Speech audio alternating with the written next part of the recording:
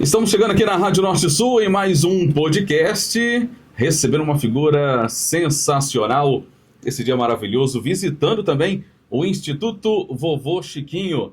Ele que nasceu em 1987, é médico oftalmologista serrano, surfa também, o cara é atleta e vai falar um pouquinho das curiosidades, porque muita gente quer saber como ele é nos bastidores. É um prazer recebê-lo aqui, Serginho Vidigal. Ô, Éder, obrigado pelo convite. Para mim é uma honra estar aqui na Rádio Norte Sul, dentro do Instituto Vovô Chiquinho, que tem uma relevância para a nossa cidade, né? São 37 anos de contribuição para o município, pensando na parte social aqui dentro de Central Carapina. E para mim é uma honra. Estou aqui disposto a conversar bastante. Vamos ver se eu sei responder as coisas de oftalmologia, espero que sim, mas também de tudo que a gente puder esclarecer um pouquinho de quem é esse Serginho Vidigal, nós estamos aqui para isso aqui.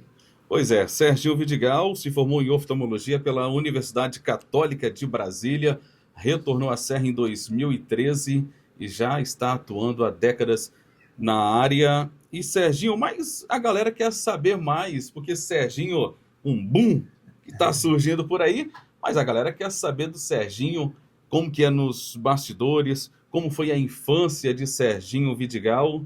Fala um pouquinho para quem não conhece ainda, como foi a criança, o adolescente Serginho Vidigal. Isso é bem legal, porque eu sou nascido e criado em Jacaraípe, né? E desde muito cedo meus pais começaram a servir através da vida pública. E eu vi meu pai enquanto, não só enquanto político, mas também vi ele atendendo como médico. E desde muito cedo, ao ver ele atendendo como médico, eu queria fazer tudo aquilo que ele fazia, porque eu via o brilho no olhar dele quando ele realizava a sua profissão. E muitas vezes ele atendia dentro da nossa própria casa, lá em Jacaraípe. E isso me fez buscar a medicina desde muito cedo. Então, foquei nos estudos. Com 16 anos, tive a graça de passar no vestibular para medicina, e daí fui traçando minha vida profissional desde muito cedo.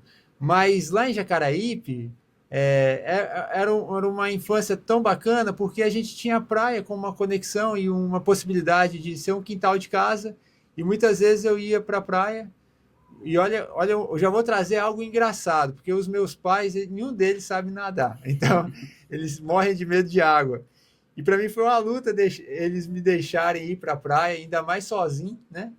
Mas eu aproveitei dessa atividade da vida pública deles. Quando eles foram perceber, eu já estava ficando em pé em cima da prancha, né? Que eu já comecei com 10 anos, ir para a praia, surfar e tudo mais. E entendo o esporte como uma ferramenta importantíssima de promoção de saúde. E foi através do esporte, através do surf, que eu comecei a criar uma disciplina que é muito importante para a minha vida hoje profissional. E acho que é interessante que a gente possibilite as crianças também conhecerem o esporte. E desde então, amo o surf como possibilidade de não só praticar um esporte, mas também de me conectar com a natureza. E hoje, mais velho, tenho a oportunidade de continuar ainda fazendo aquilo que eu fazia na minha infância, que é voltar para a praia, brincar um pouquinho ali no surf. E também tenho o orgulho de hoje dar sequência àquilo que meu pai me ensinou lá atrás, enquanto médico, que acima de qualquer coisa, a medicina me ensinou muito também através do meu pai, que a saúde não é cuidar de doença, na verdade é cuidar de gente, não é tratar apenas um sintoma, um sinal que a pessoa tenha, mas é ter a sensibilidade de reconhecer as dores.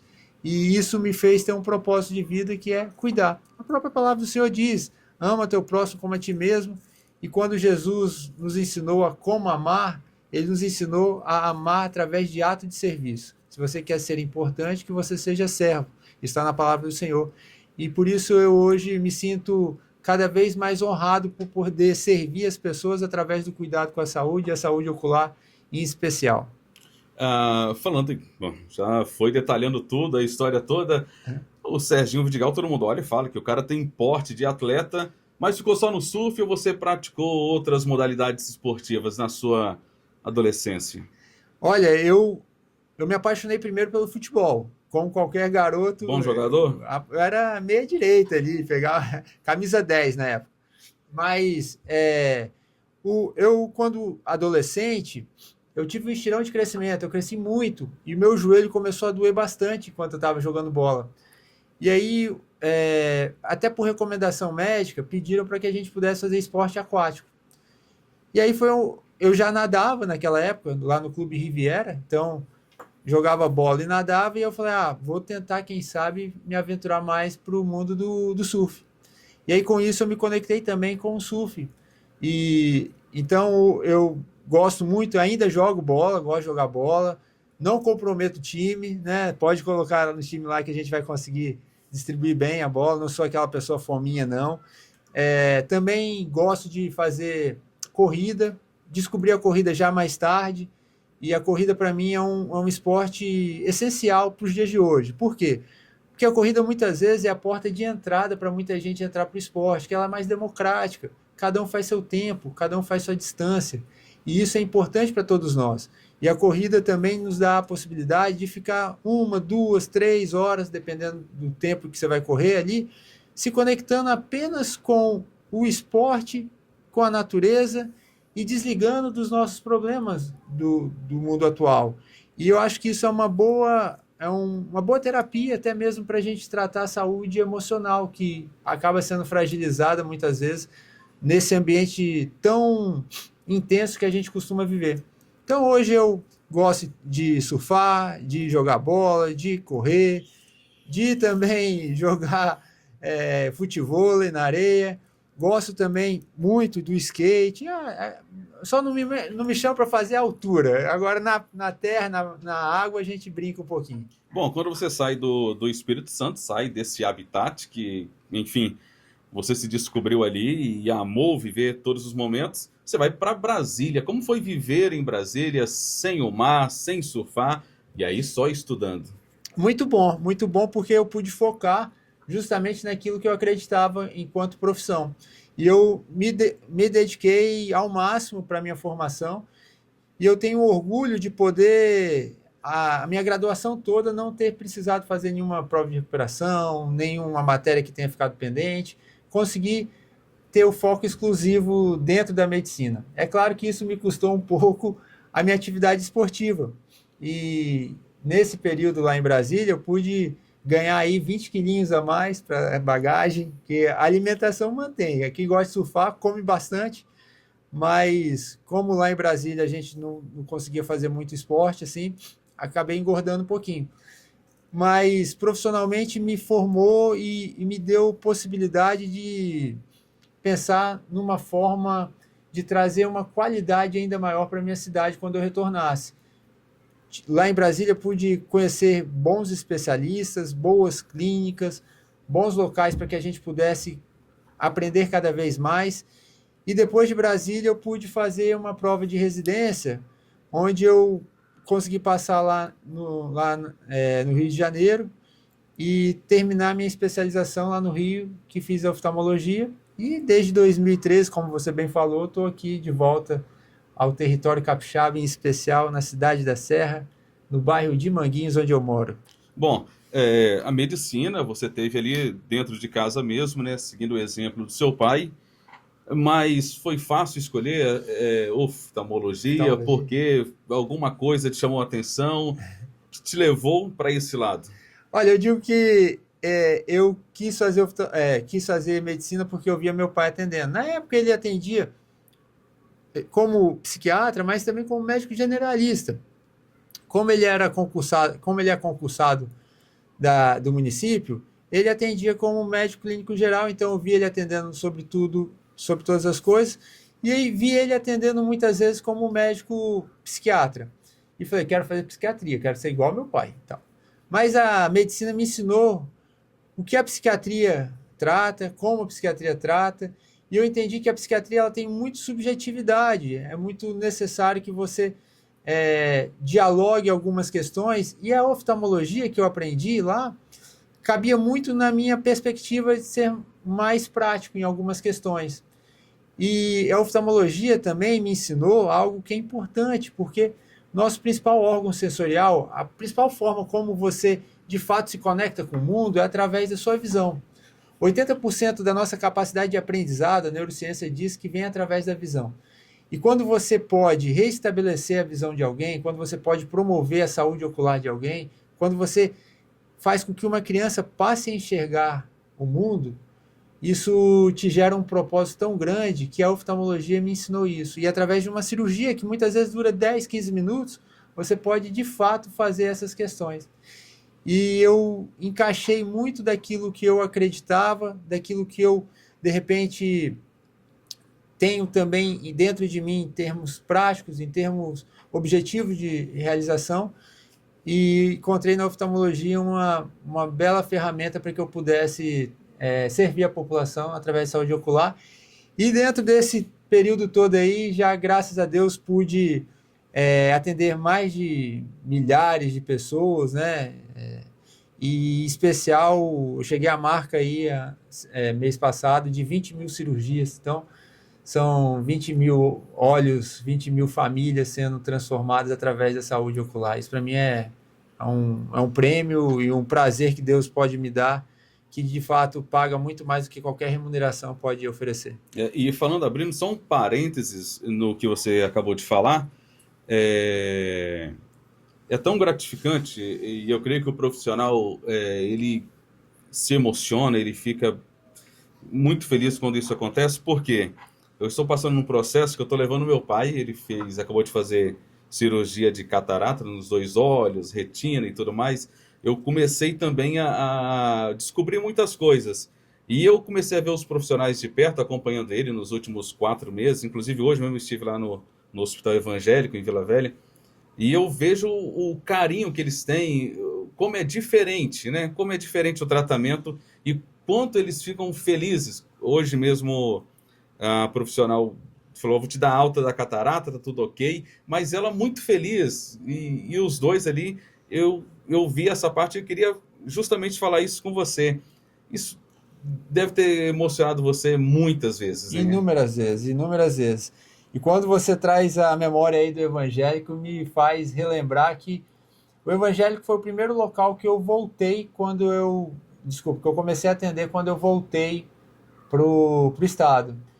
Comecei a atender no evangélico e no Hospital Jaime Santos Neves, lá na Serra, aqui na Serra, desculpa. E o evangélico me oportunizou fazer grande parte dessas cirurgias que eu te falei, e me oportunizou também a estar no processo de formação de outros colegas. Eu estive lá como preceptor, professor de residência médica, e por 10 anos eu pude de fato ter essa sensação que essa doutora teve com o seu pai aí, da satisfação que é o trabalho sendo realizado e de forma impactante, né? Porque quando a gente pode trazer essa perspectiva de trazer uma melhor visão para as pessoas, você impacta não só a pessoa que está recebendo ali, mas também a toda a família. Porque quando você tem alguém doente dentro de casa, alguém que passa por algum tipo de dificuldade, seja ela visual, seja ela auditiva, né? Qualquer que seja a dificuldade, isso impacta diretamente todo o âmbito familiar. E fico muito honrado por fazer parte por 10 anos lá do evangélico. Hoje também sou médico e professor, preceptor de residência médica na UFES, no Hospital das Clínicas. Também posso lá no Hospital das Clínicas cumprir esse papel que cumpri lá no evangélico. E também tenho a minha clínica aqui. Então, para mim é motivo de muito orgulho realmente ter essa possibilidade, e eu digo isso, é um privilégio de ser chamado, de ser convocado, de ter a convocação de Deus para servir através de ser instrumento do Senhor no cuidado com a saúde, e a saúde ocular é algo que impacta mesmo. Pra você ter ideia, as pessoas não têm muita ideia disso, mas a oftalmologia é a especialidade que mais atendimento tem e mais procedimentos é realizado através da oftalmologia. Até porque a própria Organização Mundial da Saúde demonstra que 90% dos casos de cegueira no mundo, eles poderiam ser tratados ou prevenidos se fossem descobertos de forma precoce. E por isso é tão essencial a oftalmologia. E até digo que é importante a gente discutir a possibilidade da oftalmologia estar dentro dos postos de saúde. Porque a partir do momento que você possibilita que pessoas tenham um atendimento precoce dentro da área de oftalmologia, você muitas vezes previne algumas doenças de aparecer, e isso vai acabar custando menos para o Estado. Então é importante a gente começar a também ter essa perspectiva e esse pensamento de, quem sabe, trazer a oftalmologia para dentro das unidades básicas de saúde. Já já farei algumas perguntas aqui, algumas dúvidas, né? Que o pessoal já deixou por aqui. Mas vamos voltar lá para a família. Sérgio Vidigal, Sueli Vidigal. Todo mundo olha, né? Figuras importantíssimas no mundo político, tanto local na Serra, estadual e nacional também. Então, você olha para figuras super sérios, aquela coisa toda, mas o Serginho Vidigal sabe de todos os bastidores. Como é Sérgio Vidigal, como é Sueli Vidigal, alguma história daquela bem interessante, bem engraçada, que o povo ainda não ouviu, que o povo não sabe, que você vai falar agora para todo mundo. Tem bastante história, né? São 38 anos de história que eu tenho com eles. Na verdade, Sérgio Vidigal é um cara extremamente doce, simpático e extremamente brincalhão. Talvez algumas pessoas vejam ele com uma figura mais séria, mas é um homem sensível às dores e também muito positivo, otimista. Só tem um defeito, é tricolor, né? É Fluminense. verdade, esse é o detalhe. Ele sempre brincava comigo nos momentos que estávamos juntos, ele tricolor, eu flamenguista, e era sempre aquela disputa. Pois é, eu nem vou falar meu time aqui, eu sou vascaíno, mas É, não é fácil. Mas eu vivi um momento bom quando eu era mais novo. E meu pai, o que eu acho engraçado é que, pelo fato dele ter que trabalhar muito, estar sempre disponível para a população, a gente tinha pouco tempo juntos, assim. Mas o pouco tempo que a gente tinha junto era sempre de muita qualidade. Eu lembro do meu pai chegando em casa e pegando a bola para jogar a bola com a gente. Ele, apesar de ser destro na escrita, ele é canhoto no chute, né, no futebol. E era muito engraçado, porque a gente ia brincar, só que ele não brincava assim, pensando que eu era criança pequena. Ele queria fazer gol forte mesmo, chutar a bola, e eu ia pro gol e ele tinha que chutar a bola. Aí me treinava como goleiro. Eu querendo fazer o gol, mas ele queria estar jogando bola. E minha mãe, assim, meu porto seguro. Eu acho que a conexão principal de um filho homem geralmente é a mãe, e minha mãe foi sempre isso para mim. Minha mãe já é muito coração, é a pessoa que é 100% coração. Ela ama de verdade, até por isso é muito sincera nas suas ações. E minha mãe sempre esteve me preservando. E o que eu acho legal da minha mãe, porque assim, eu, assim como meu pai, sou mais reservado, né? Sou mais quietinho e tal. E muitas vezes minha mãe fala assim: menino, você tem que fazer amizade, tem que estar não sei o quê. Eu, não, mãe, mas isso aqui. Aí ela ia, chamava as crianças: ó, esse aqui é meu filho, vem cá brincar. Então minha mãe também sempre fez esse meio de campo, abrindo pra gente e tal. Minha mãe é o motor lá de casa e meu pai é a cabeça lá de casa. Então, meu pai é a cabeça, né? Meu pai é o cérebro ali e minha mãe é o coração. e o que você tem a falar de Geraldo Vidigal? Grande Geraldo, Antônio Geraldo Vidigal, meu avô. Meu avô me ensinou muito sobre valorizar aquilo que se tem.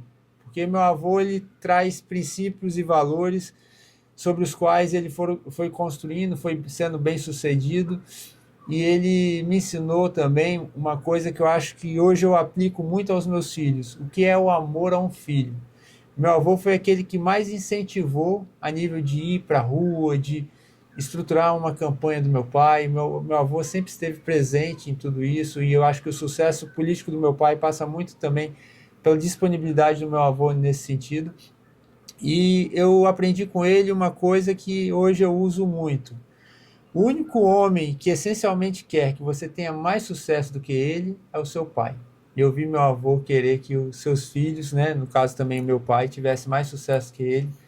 E assim também eu carrego para a minha vida. Eu quero que os meus filhos possam ir até mais longe do que eu possa chegar, porque eu entendo que a nossa missão é transgeracional e a gente tem a missão de formar cada vez mais bons cidadãos para trazer para esse mundo tão complicado sobre o qual nós vivemos. E por isso eu tento trazer um pouco do que eu aprendi com os meus pais, com meu avô, para que eu seja a ponte para os meus filhos também conhecerem. Ô Serginho, você está visitando hoje o Instituto Vovô Chiquinho aqui em Central Carapina, A dona Dora está à frente desse projeto há mais de 3 décadas, uma mulher lutadora que sempre faz para ajudar a comunidade.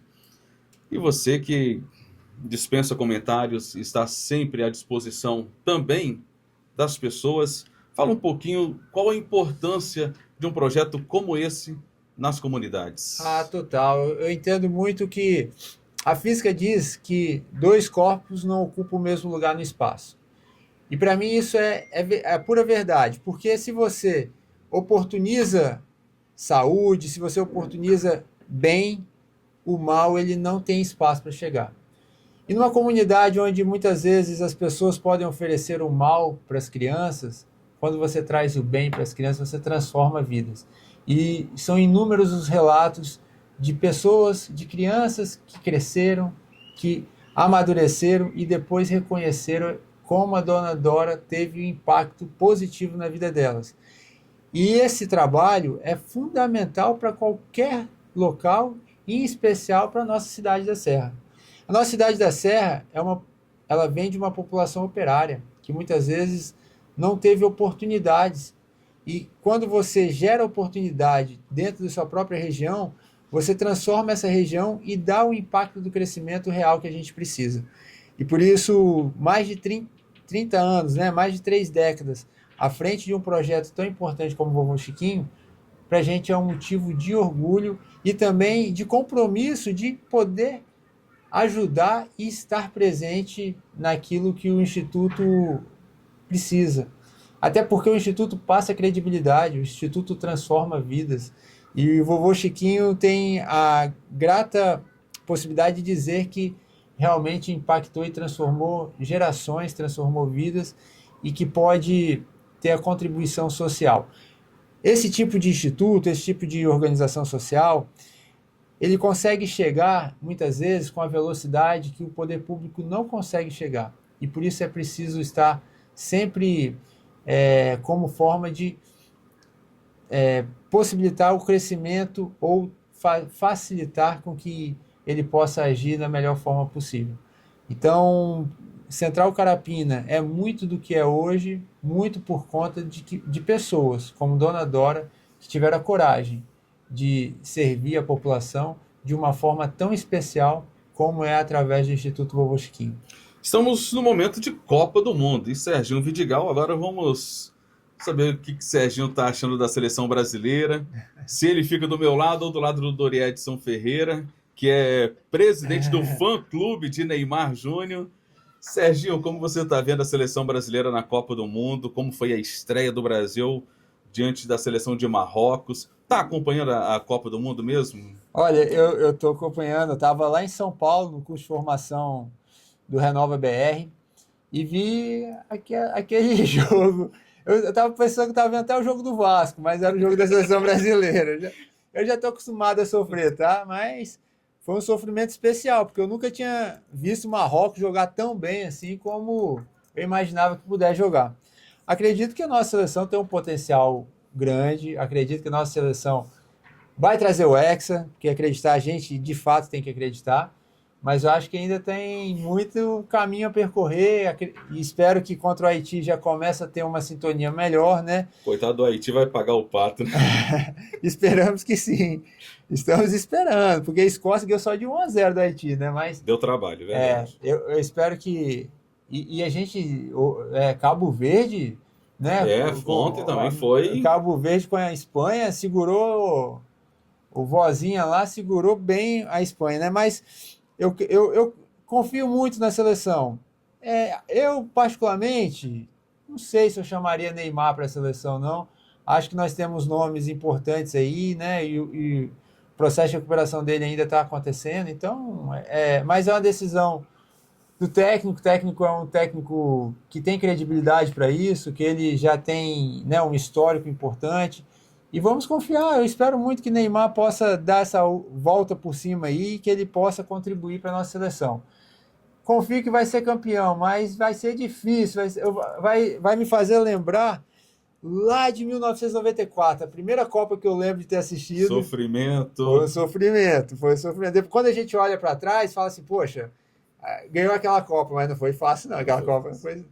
Uma Copa que foi... E foi lá nos Estados Unidos também, foi né? aos trancos e barrancos, aqueles jogos difíceis, ganhando de 1-0, e depois a disputa por pênaltis também. Realmente, 94 foi 98, que tinha um futebol mais bonito, acabou sendo vice-campeão, perdendo de 3-0 da França, mas realmente, 94 nos Estados Unidos, possa ser que agora aconteça novamente, com um técnico que é italiano, conservador, como o Parreira também tem Olha, razão. vamos torcer.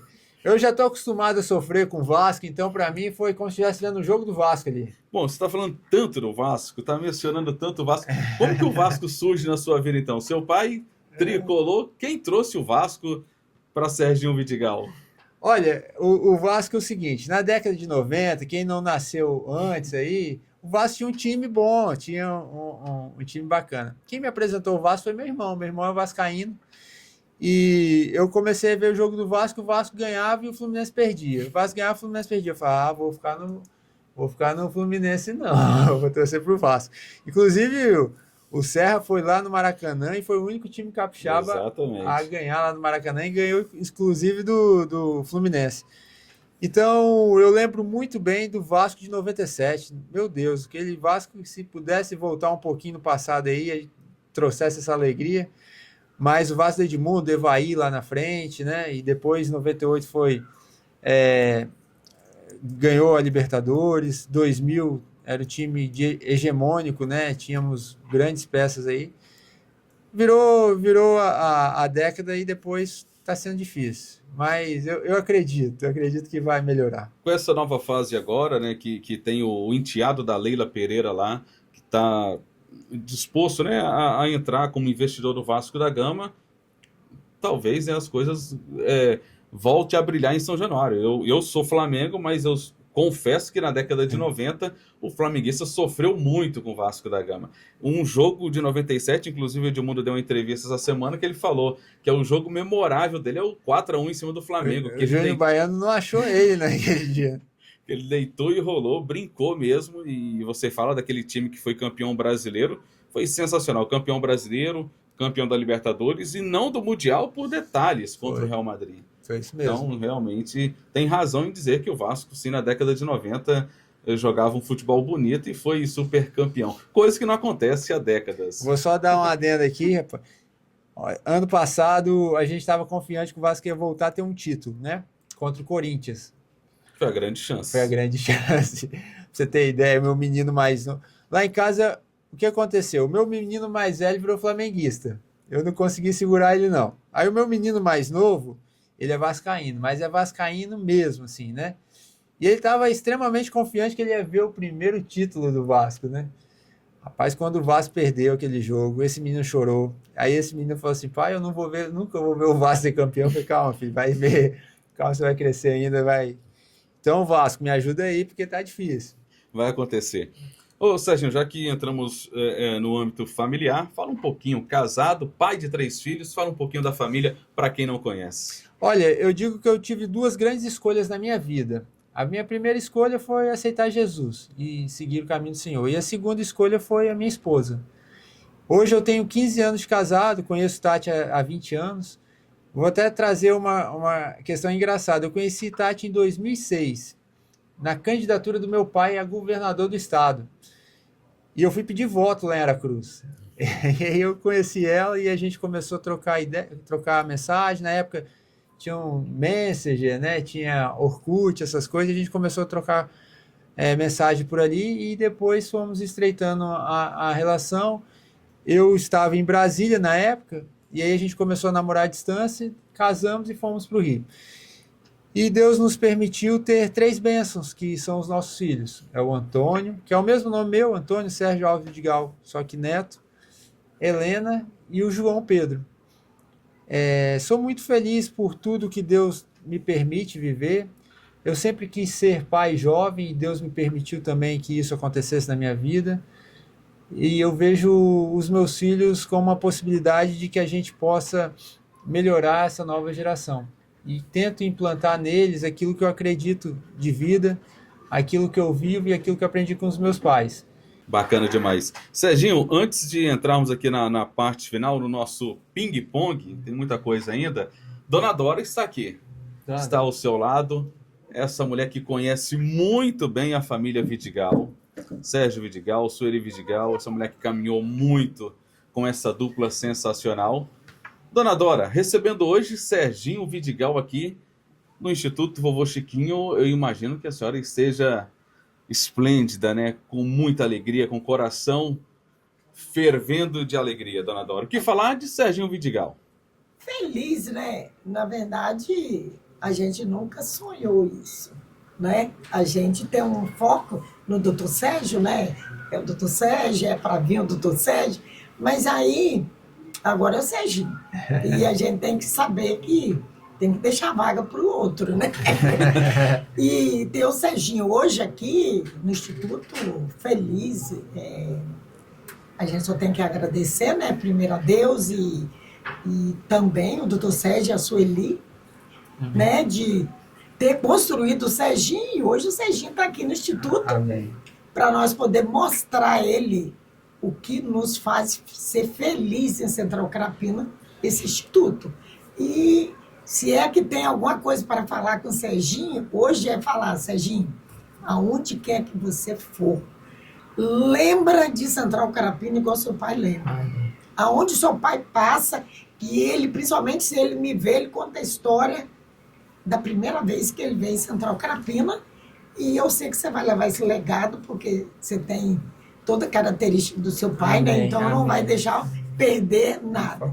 E o Instituto só tem que agradecer. Muito feliz mesmo. Ô, Dona Dora, são mais de 3 décadas, né? E como que é estar à frente, hoje o Instituto atendendo quase 300 crianças, a senhora todos os dias, a primeira a acordar, a última a sair. O que faz ter essa... Eu ia falar uma palavra que não pode falar. O que faz ter essa força todo dia, esse ânimo todo dia de atender todas essas crianças? Primeiro, rapaz, é dizer assim, né? Deus fala assim, se a gente fazer para um desses pequenininhos, estava fazendo para ele. Então, é fazer a vontade de Deus. E dar uma oportunidade às crianças que eles jamais, se não tivesse o Instituto Vovô Chiquinho, eles poderiam fazer. Nós temos criança aqui que, se não existisse o Vovô Chiquinho, da maneira que o Vovô Chiquinho é hoje, principalmente com essa oportunidade de ter uns cursos, né, que nos outros projetos não tem, jamais chegaria onde está chegando. Então, a gente não... É sem palavra, né? Eu só tenho que agradecer a Deus mesmo, porque somente Deus dá força a gente para nós fazer tudo que a gente faz aqui, né? E ter uma equipe boa que vai com o coração mesmo para cima, né? Para realizar tudo aquilo que a gente faz aqui. Podemos dizer, então, que está começando agora uma parceria muito legal, Serginho Vidigal e Instituto Vovô Chiquinho. Serginho Vidigal e Instituto Vovô Chiquinho. Eu quero dizer assim, Serginho, todas as vezes que o seu pai, sua mãe candidatou, às vezes que ele também pediu para a gente ajudar, teve algumas vezes que eu até falei com ele. Você chamou a atenção dele? Chamei, falei que não ia dar certo, e ele me disse assim, o que a senhora está falando? E algo fala para mim que não vai dar certo, e acabou não dando mesmo. Mas a gente estava do lado dele. Mas eu quero saber uma coisa da senhora agora. Você abençoa uma decisão dele se ele aportar pelo filho dele? Não, já está abençoado. Ah, então tá bom. Já está abençoado. Eu tenho falado com a Fátima, a mãe do Nivaldo, de manhã. A gente ora todos os dias de manhã, 6 horas. E você está na oração e pode ir. Precisa sim fazer parceria, precisa sim ir para cima, mas hoje nós temos a Serra, né? É o maior território de leitoral que tem, e hoje a Serra deve muito ao seu pai, principalmente Central Carapina. Central Carapina era um bairro que não tinha nenhuma rua que tinha asfalto. Na verdade, Dona Dora, eu acho que a Serra não deve nada ao meu pai, não. Meu pai que deve muito à Serra, porque a Serra pôde permitir ele cumprir um propósito de vida. Justamente. Ele sempre teve um propósito de cuidar de pessoas e, através da vida pública, ele pôde exercer esse propósito. E Central Carapina é um local onde é especial, porque justamente a senhora falou algo que me veio à memória. Eu lembro muito do meu pai descendo aqui sem nada, sem possibilidade de andar aqui. Sim, sim. E eu, pequeno, sem entender muito por que a gente estava descendo aqui em Central Carapina. E hoje, quando eu entro aqui e vejo a mudança que já aconteceu e as possibilidades que existem, porque a gente pode ainda melhorar o que já melhorou, né? Justamente. Hoje a gente está aí, né, esperando um recapeamento das ruas que vai acontecer, que o prefeito, né, está falando, já está tudo para acontecer. E outras coisas, né, que a gente tem sonho para fazer para Central Carapina. E vai dar certo. Com certeza, está nas mãos do Senhor. Isso. A cidade da Serra é uma cidade abençoada por Deus. Eu tenho convicção que é a cidade que mais traciona o crescimento do Estado do Espírito Santo. Hoje nós nos tornamos a maior economia desse estado, nós nos tornamos a cidade que mais gera emprego e renda para o Estado do Espírito Santo. Nós estamos entre as 30 maiores economias do Brasil. Pra você ter ideia, nós estamos a economia maior do que alguns estados, Acre, Amapá, Roraima. Então isso é motivo de muito orgulho. É claro que o desenvolvimento ele precisa continuar acontecendo e isso é fruto de muita parceria. Justamente. E hoje a gente precisa ocupar os espaços que devidamente o serrano precisa ocupar. Porque se a gente não olhar, e Dona Dora fez uma observação excelente, ela falou o seguinte, ó, você tem que olhar por Central Carapina assim como seu pai olhou. E só consegue olhar quem já viveu. Não adianta, ou quem vive, porque não adianta pensar que alguém que não vive a realidade que nós vivemos, ou não conhece a realidade pela qual nós passamos, vai entender as dores que nós sentimos. Justamente. E por isso é importante que a gente estabeleça parcerias para que a gente possa continuar crescendo, desenvolvendo. E eu vejo a nossa cidade como uma grande referência para esse estado e tem que se tornar cada vez mais referência, porque aqui tem um povo trabalhador. Você imagina só, há 20 anos atrás, nós tínhamos um PIB muito inferior ao de Vitória. E as pessoas não acreditavam nessa cidade. Hoje nós passamos da capital. Então é porque nós somos um povo trabalhador, um povo empreendedor. Justamente. E Dona Dora, com essa sensibilidade de fazer com que esse espaço seja para promover qualidade de vida, bem-estar social e, acima de tudo, um profissionalismo para as crianças, que elas possam fugir muito do assédio do mal e ser trazida para o bem. Então, esse tipo de projeto é o que, de fato, faz com que a nossa cidade cresça de forma qualificada. Justamente. Dona Dora, muito obrigado. Muito obrigado. Eu agradeço, né? Essa linda tarde, né? Tarde maravilhosa. Amém. Muito obrigado mesmo. Amém. Ô Serginho, indo agora para o lado da oftalmologia, Vamos lá. algumas perguntinhas aqui. Vamos lá. Como é que surge catarata? Por que todo mundo fala catarata é um problema para os olhos, tem que fazer cirurgia? Como começa esse processo? Bom, já vou dar já vou falar uma mensagem aqui que talvez vocês até nunca tinham escutado. Todo mundo vai ter catarata se viver suficientemente. O que é catarata? Catarata é o envelhecimento do cristalino. A gente tem uma estrutura no olho chamada cristalino, que é a lente natural do olho. E essa lente ela vai ficando opaca com o passar do tempo. Por que isso acontece? Porque a gente vai perdendo proteína, nosso corpo perde proteína naturalmente. Então nossa pele ela vai ficando mais elástica, nosso cabelo vai ficando branco. E essa estrutura chamada cristalina ela vai ficando opaca. E essa opacidade é como se uma janela de sua casa começasse a adquirir uma sujeira. E a luz não consegue passar por essa sujeirinha, por essa catarata. E por isso a visão fica tão embaçada. Então o que você tem que fazer? Você tem que tirar a catarata, tirar esse cristalino e colocar uma lente que possibilite novamente a luz passar adequadamente e a pessoa volte a enxergar naturalmente. Então, basicamente, a cirurgia de catarata é uma cirurgia que tem que ser realizada para todo mundo depois de determinado tempo, porque de fato as pessoas vão tendo catarata. É a cirurgia mais realizada no mundo. E essa cirurgia foi se tornando cada vez mais segura. Então, hoje a gente, através da cirurgia de catarata, pode restabelecer a visão de muitas pessoas. Pra você ter ideia, catarata é a principal causa de cegueira reversível no mundo e no Brasil em especial. Então é algo que é natural, todos nós vamos ter, não é uma doença, e o tratamento da catarata de fato é a cirurgia e o implante de uma lente. Diabetes. Pode afetar e muito na visão? Pode.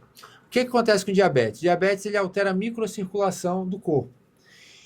E os vasos sanguíneos da retina são os vasos sanguíneos menores do corpo humano. Então, como afeta a microcirculação, vai afetar esses pequenos vasos inicialmente. E por que a oftalmologia tem uma grande relevância no tratamento do diabetes? Porque é uma forma da gente ver diretamente como estão os vasos sanguíneos do corpo.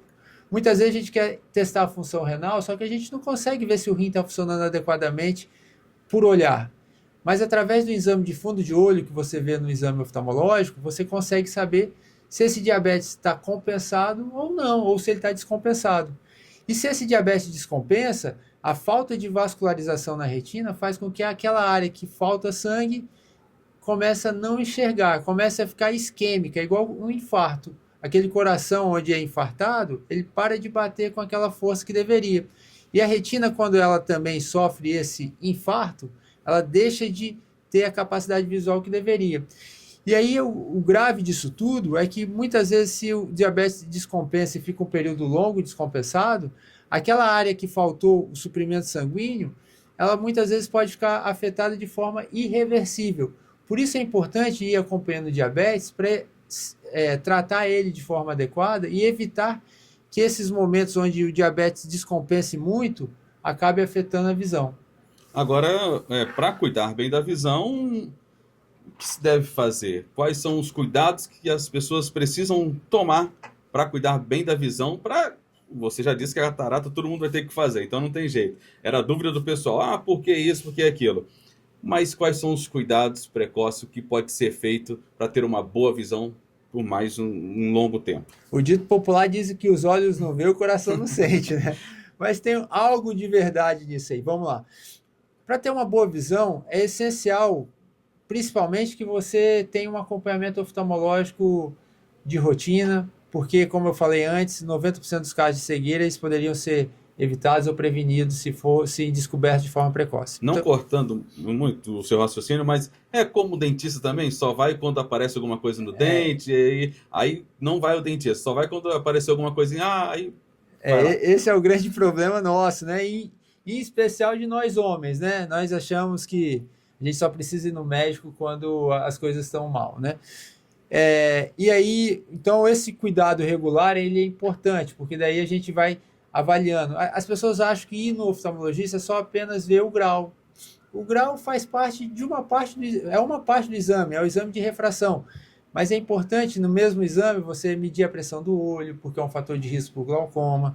É importante no mesmo exame você fazer o exame de fundo de olho, porque daí você vê se tem alguma alteração do diabetes, de hipertensão, se tem alguma alteração também do glaucoma, se tem catarata, se não tem catarata. Então, você consegue, com um cuidado especial, se você tem um atendimento regular na oftalmologia, e até por isso acho que a oftalmologia deveria ser uma área básica de saúde, deveria estar nos postos de saúde, você consegue combater essas doenças que poderiam ser prevenidas.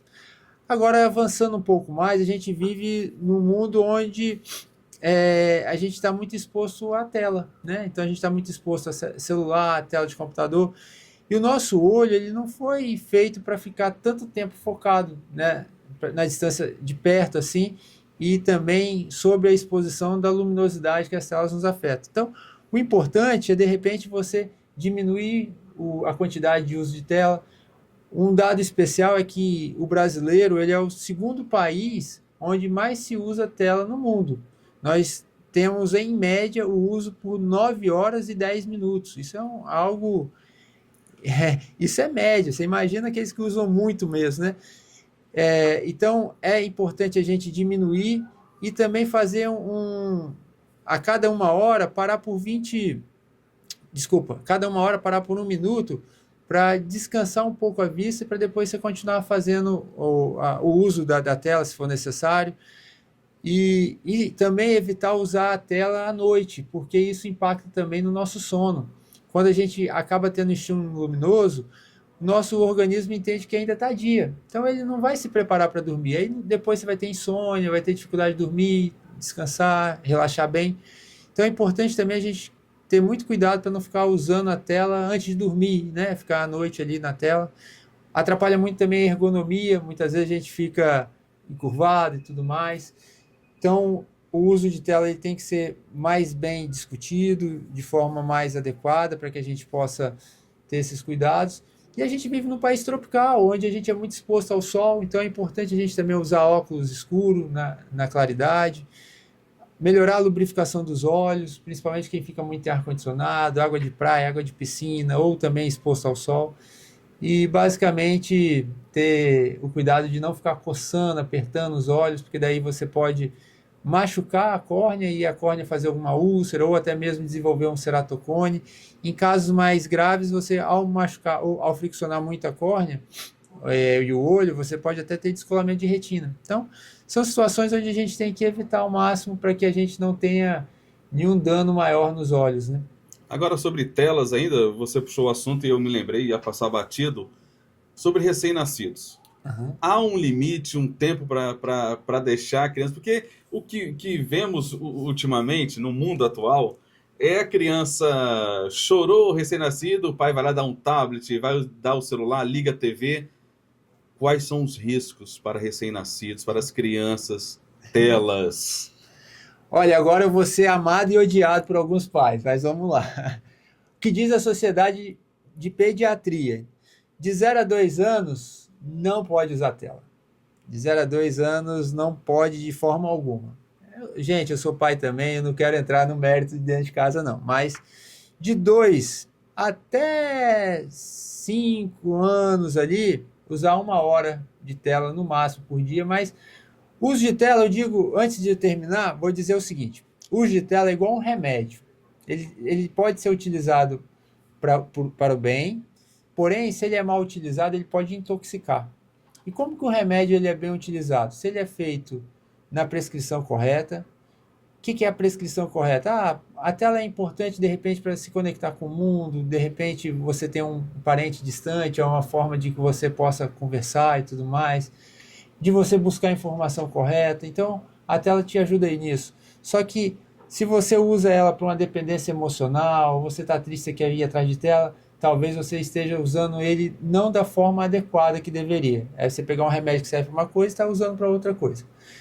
Ou ele também tem que ser usado na dosagem correta. Então, se a Sociedade de Pediatria, que estuda para isso, diz que é esse o máximo, respeitar esse limite. E, acima de tudo, qualquer remédio que ele é prescrito, ele tem que ser feito de forma supervisionada. Então, o médico ele tem que estar ciente de que passou, ele tem que reavaliar, ver se o remédio está fazendo efeito. Então, aos pais, não se omitirem a dar a tela para os filhos, né? Também supervisionar o uso das telas, que isso é importante, para evitar a intoxicação com as telas. Então, até os 5 anos, a gente utilizar no máximo 1 hora por dia.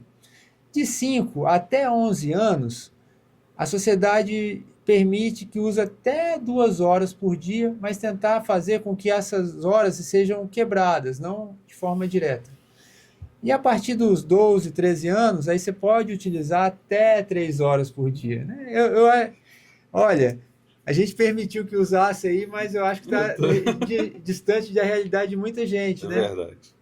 Principalmente as criancinhas, que eu vejo muitas por aí. Então, esse recado aqui vai ser muito importante, porque realmente as criancinhas não merecem isso. Os pais, fica aí o recado do nosso querido doutor Serginho Vidigal. Serginho Vidigal, bate-bola agora, é o nosso bate-bola aqui para encerrar. Algumas curiosidades ainda para saber de Serginho Vidigal. Vamos lá? Bora. Um lugar que gosta de visitar. Jacaraípe. Uma comida que não recusa. Muqueca. Um hobby fora do trabalho. Surf. Um filme ou série marcante. Ilha do Medo. Uma música que sempre ama. Restitui. Um cantor ou uma banda que você curte. Anderson Freire. Um time do coração. Vasco. Um ídolo da infância. Sérgio Vidigal. Uma mania que pouca gente sabe.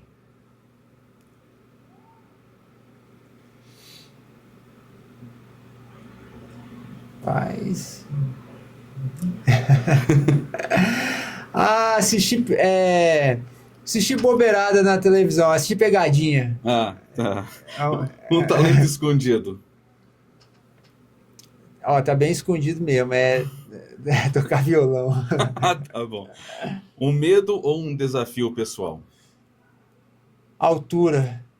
Uma viagem inesquecível.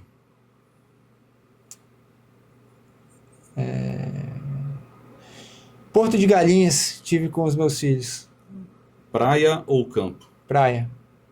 Dia ou noite? Dia. Café ou suco? Café. Livro ou filme? Livro. Churrasco ou jantar sofisticado? Churrascão. Qual foi o momento mais engraçado que você viveu? Mais engraçado. Rapaz. Dá pra pular essa? Tem tantos. Uma lembrança inesquecível da infância. Olha, a lembrança triste. Eu lembro muito bem de que quando meu pai assumiu em 97, ele teve que cortar alguns privilégios na Cidade da Serra e com isso eu gostava muito de atender o telefone quando ligava lá para casa e quando as pessoas ligavam diziam que ia matar meu pai, minha mãe e eu tinha que ficar acordado esperando que eles chegassem para saber que eles estavam vivos. Um conselho que recebeu e nunca esqueceu. Do meu pai falou assim, ó, meu filho, eu quero que você seja melhor do que eu e isso eu não esqueço. Uma pessoa que te inspira. Eu já falei muito do Sérgio Vidigal, eu faço Sueli Vidigal. Algo que ainda gostaria de aprender. Gostaria de aprender a jogar futebol melhor. Um sonho ainda não realizado. Ver meu primeiro neto, O que te faz rir fácil. meus filhos. Qual a qualidade que mais admira nas pessoas? Empatia. Já que está sorrindo muito, o que te tira do sério? Desonestidade. Uma frase que leva para a vida. Não há vento favorável para quem não sabe onde quer chegar. E agora, quem cozinha melhor na família? Ninguém. Não tem, na família não tem quem cozinha. Qual apelido que você já teve que ninguém sabe? Pelo menos essa galera aqui não sabe, né? Rapaz, eu já tive. Na época era muito magro, varapau e também. Eu tinha um bigodinho, aí o pessoal chamava de trocador. Serginho Vidigal, cara, um prazer mesmo. Foi uma tarde maravilhosa receber você aqui, conhecendo mais de Serginho Vidigal.